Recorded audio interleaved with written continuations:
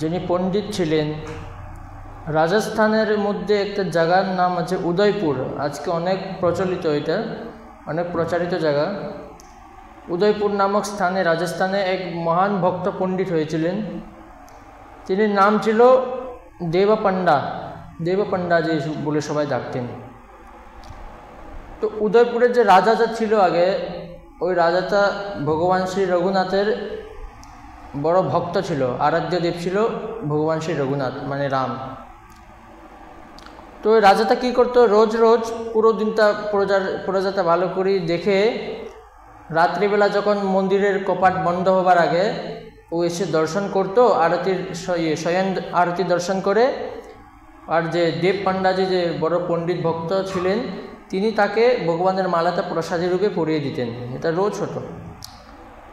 তো এটা অনেক বছর থেকে, 3-4 বছর থেকে এটা চলেছিল। কিন্তু একদিন কি হলো, পণ্ডিতটা দাঁড়িয়ে আছে, শয়ন আরতির সময় হয়ে গেছে, রাজা তো আসছে না। আর যখন খবর পাঠিয়ে দিল, দেখা যায় রাস্তার মধ্যেও দেখা যাচ্ছে না কি আসছে কি আসছে না। আর কোনো রাজাও কোনো খবর দেয়নি যে আসবে কি আসবে না। তো যখন দেরি হয়ে যাচ্ছে, তিনি আরতি শুরু করে দেন, শয়ন আরতি। এরপরেও যখন আসেননি, তখন ওই প্রসাদী মালাটা রাজা আসেননি বলে তখন নিজের গলার মধ্যে দিয়ে দেন প্রসাদী মালা ঠাকুরের। আর যখন কপাট বন্ধ করার ছিল, তো আচ্ছা পণ্ডিতজির বয়সটা তখন 60-70 বছর হবে, এরকম কিছু সম্ভবত। তো তখন হঠাৎ করে মন্ত্রী এলো। মন্ত্রী আসার পরে বলল যে রাজা মহারাজ এখন আসছে, এখন মহারাজ এখন আসবে, তো আপনি কপাটটা একটু খুলে একটু দাঁড়ান, এখন দর্শন করবে। এই শুনে পণ্ডিতজিটা দৌড়িয়ে গেল। নিজের গলাতে ভগবানের মালা প্রসাদিতা দেখলে রাজা তো খারাপ পাবে, অনেক বছর থেকে সবসময় আমি তিনিকে দিই। তো তিনি দৌড়ে আবার ওই মালাটা খুলে একটা পাতার মধ্যে রেখে দেন, প্রসাদী একটা পাতার মধ্যে রেখে দিন। এরপরে রাজাটা আসলো, রাজাটা প্রণাম করলো, এরপরে প্রসাদী মালা পরিয়ে দিল পণ্ডিতজি।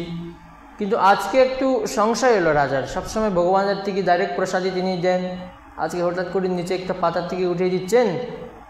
তো রাজা আবার জিজ্ঞেস করলো, এটা কি সত্যি ভগবানের মালা নাকি প্রসাদী মালা? তখন পণ্ডিত দৌড়িয়ে গেল, তখন তিনি মিথ্যা কথা বলে দেন, বলেন হ্যাঁ এটা ভগবানেরই মালা। কিন্তু সংসার তো আগের থেকে ছিল। রাজা রোজ যখন ওইটা মালা প্রসাদী মালা দেওয়া হতো, তখন ইত্র গন্ধ হতো, ভগবানের ইত্র সেবা হতো রোজ, তো ওই ইত্রর গন্ধটা একটু এসে যেত। কিন্তু পণ্ডিতজি যখন নিজের গলাতে রেখে দেন, ওই ইত্রটা ওর নিজের বস্ত্রের মধ্যে লেগে যায়। তো আজকে তো আলাদাই মানে গন্ধ এসেছিল ওখান থেকেই। তো রাজা আবার জিজ্ঞেস করলো কি এটা কি সত্যিই ভগবানের প্রসাদী মালা নাকি, না মিথ্যা কথা বলছো? তো পণ্ডিতজি আবার মিথ্যা কথা বলেন, হ্যাঁ এটা ভগবানেরই মালা। দেখেন তো এখানে মহাপুরুষরা বলে যে একটা মিথ্যার থেকে আরেকটা মিথ্যার সৃষ্টি হয়। এরকম মিথ্যা কথা বললে আমরা বলি একটা মিথ্যা কথা বলি, কিন্তু ওখান থেকে আবার আরেকটা মিথ্যার সৃষ্টি হয়ে যায়। ঠিক ওই রকম এখানে আরেকটা মিথ্যার সৃষ্টি হয়ে গেল। তো রাজাটা ভালো করে মালাটা দেখলো, দেখলো যে একটা সাদা একটা চুল ওখানে পড়ে আছে। বলল আচ্ছা আমি মেনে নিলাম পণ্ডিতজি যে তুমি আজকে ইত্র সেবা দেনি, এর জন্য ইত্রগন্ধ আজকে আসছে না, কিন্তু এটা কি, এটা যে সাদা চুল ঠাকুরের, তো তখন বললো যে ঠাকুরের কি সাদা চুল নাকি? তখন পণ্ডিতজি বলল, এখান থেকে আবার দৌড়িয়ে মিথ্যে কথা বলে দিল, হ্যাঁ ঠাকুরের সাদাই চুল। আচ্ছা তুমি কি বলছো, এটা মিথ্যা কথা বলছো, তো আমি এখন তোমার সঙ্গে ক্রোধিত, রাজা বলল।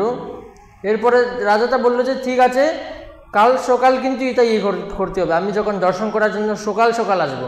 আর যদি ঠাকুরের চুল সাদা না হয়, তোমাকে তো পণ্ডিতের পর থেকে তো আমি হাঁটাবো, কিন্তু তোমাকে মৃত্যুদণ্ড দিয়ে দিব।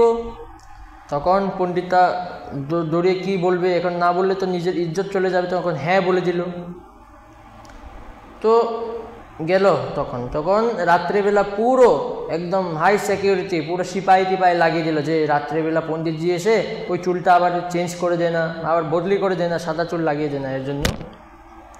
তো পূজারী রাত্রে কাঁদলেন, বলে ভগবান আমি নিশ্চয়ই মিথ্যা কথা বলেছি, কিন্তু যেই মিথ্যাটা বলেছি ওইটা তোমার আশ্রিত হয়ে বলেছি, আমাকে ক্ষমা করে দাও। রাজা এখন অনেক ক্রোধিত হয়ে গেছে।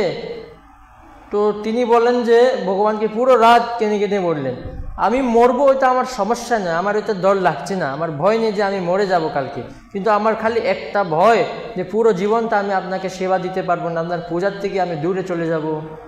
তো তুম বিনা কন হামারো, তিনি বলতে লাগলেন, তুম বিনা কন হামারো, তোমার ছাড়া আমার কে আছে? তো তুমি যদি আমাকে বাঁচাও না, তখন তো আমি মরলে তো অসুবিধা নেই, কিন্তু আমার পরে যত ভক্ত আসবে রাজা তারাকে মানবে না, তো ভক্তের নাম নিচে হয়ে যাবে। তো হে প্রভু, তো আমি আমার লাজ রাখিও, আমি সব তোমার উপরে ছেড়ে দিলাম। তো যেমনি তেমনি রাতটা কাটলো। সকাল সকাল 4টার সময় রাজা একদম স্নান করে মন্দির খোলার সময় এসে গেল। আর এই কথাটা রাত্রেবেলায় পুরো নগরের মধ্যে কথাটা হয়ে গেছিল, মানে ফেলে গেছিল। তখন থেকে হাজার হাজার মানুষ জমে গেল। আচ্ছা, এখানে মহাপুরুষের আরেকটা জিনিস বলে যে সংসারী মানুষরা কি করে, তারা কোনোদিন মানুষের উন্নতি দেখতে পারে না। যখন কিছু হইবে তামাশা দেখার জন্য এসে যাবে, জমা হয়ে যাবে, সবাই যেন আপনাকে নিচে করার জন্য একদম চেষ্টা করে। আর যদি যখন শুনবে যে আপনাকে কোনো শাস্তি দেওয়া হচ্ছে বা তোমাকে বরকারি করা হচ্ছে, তখন তারা একদম যে তামাশা দেখার জন্য এসে যাবে। আর যখন যদি শুনে যে তোমার উন্নতি হবে, কেউ ঘর থেকে বাড়ে না, ঠিক ওই রকম এখানে অনেক মানুষ জমা হয়ে গেল তামাশা দেখার জন্য, যে পূজারি আজকে মরবে, আমরা দেখবো ভালো করে। তো পূজারি পণ্ডিতজি যেমনি তেমনি এলেন, চোখের মধ্যে জল দিয়ে পূজা করতে লাগলেন। পূজা যখন করলে, বাইরের থেকে পূজা করে করে আরতি করলেন তিনি।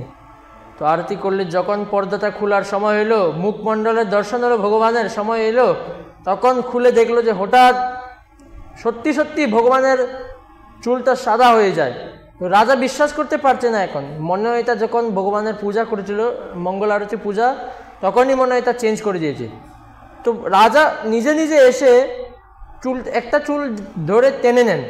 তো টেনে নেন, তখন একটা মূর্তির থেকে, ভগবানের মূর্তি থেকে একটা শব্দ হয়, করে একটা শব্দ হয়ে ভগবান যেখান থেকে চুলটা টেনেছিল ওখান থেকে রক্তের একটা ধারা পড়া শুরু হয়ে গেল। তখন ওইটা দেখে ভগবান, রাজাটা দেখে তখন সজল হয়ে যায় ওর চোখ। তিনি ক্ষমা চেয়ে নেন পূজারের থেকে, পণ্ডিতজির থেকে। আর পণ্ডিতজি তখন ভগবানের এই ইয়েটা দেখে ওই বড় বড় করে জয়কারা লাগানো শুরু করে দিল। আর তখনই একটা আকাশবাণী হলো যে, ও রাজন, তুমি আমার ভক্তকে, তুমি আমাকে দুঃখ দিয়েছ, এর জন্য তুমি আর তোমার বংশের থেকে তোমার কেউ এই মন্দিরে আসতে পারবে না, আর যদি এসেও যায় ওর নাশ হয়ে যাবে, ওর বংশের নাশ হয়ে যাবে।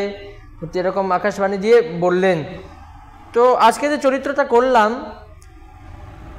দেবপণ্ডাজি পণ্ডিতজির চরিত্রটা, আমরা এখান থেকে এই শিখতে পাই, ভগবান ভক্তের জন্য কিছুই করতে পারেন, সব কিছু করতে পারেন।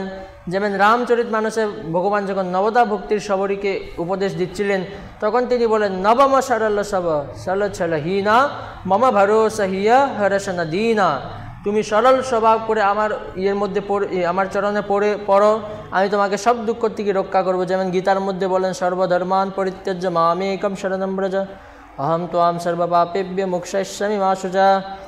তো ঠিক ভগবান বলেন, মা শুচো, আমি তোমাকে রক্ষা করবো, তুমি তোমার ডর নেই। তো ঠিক ওই রকম ভগবান যদি যেখানে প্রেম থাকে, যেখানে ভগবানের জন্য প্রেম থাকে, ভগবান নিজের নিয়ম ভেঙে ভক্তকে রক্ষা করার জন্য এসে যায়। প্রবল প্রেমকে পালে পরকর প্রভু কো নিয়ম বদলতে দেখা। তো আজকে চরিত্র থেকে এই শিক্ষা পাই, ভগবানের ভক্তির করলে সব কিছুই সম্ভব, ভগবান নিজের ভক্তকে সবসময় রক্ষা করেন। তো আজকে চরিত্রটা এখানে শেষ করব। হরি ওম তৎসৎ, হরিশ শরণম।